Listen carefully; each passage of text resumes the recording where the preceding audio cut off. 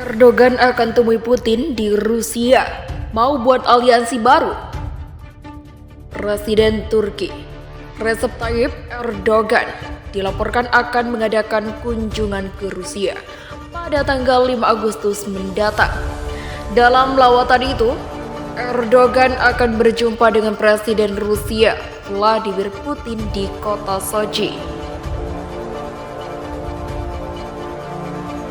Kantor Kepresidenan Turki sendiri belum memberi detail terkait pertemuan kedua pemimpin itu. Pihak Ankara hanya menyebut kunjungan itu akan dilakukan Erdogan hanya dalam sehari. Kedua pimpinan sendiri sebelumnya telah terjadi di sela-sela pertemuan puncak terkait Suriah di Teheran pada 19 Juli. Selain acara bilateral, pertemuan trilateral pun ikut diadakan antara Erdogan, Putin, dan Presiden Iran Ibrahim Raisi.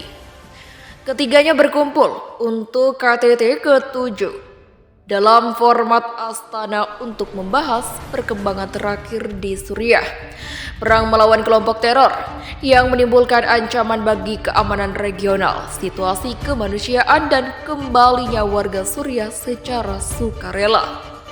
Sementara itu, Erdogan sendiri bersifat cukup netral dalam serangan Rusia ke Ukraina. Figur Muslim terkuat dunia itu sempat mengancam serangan Moskow ke tetangganya, namun tidak memberikan sanksi ekonomi layaknya negara-negara barat lainnya. Erdogan juga diketahui bersama Perserikatan Bangsa-Bangsa Mediasi Rusia dan Ukraina agar membuka jalur ekspor pangan yang diblokade di pelabuhan Odessa.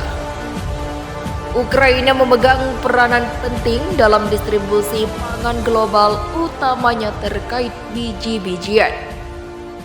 Tetapi dalam pemberitaan terbaru media Rusia Today, Erdogan disebut memahami sikap Putin terkait serangan itu.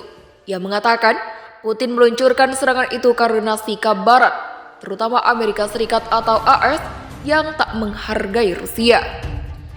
Anda tahu, sikap politisi Barat terhadap Putin tidak pantas dalam politik, kata Erdogan. Sikap yang Anda tunjukkan kepadanya adalah sikap yang akan Anda dapatkan sebagai balasnya. Menlu Rusia berkata, Amerika Serikat hancurkan semua yang ancam kepentingan politiknya. Amerika Serikat atau AS menghancurkan semua negara yang mengancam kepentingan politiknya, seperti yang dapat dilihat dari hasil observasi militer operasi militer di Yugoslavia, Irak, Libya, Suriah, dan negara-negara lain. Hal itu diungkapkan Menteri Luar Negeri Rusia Sergei Lavrov pada Rabu.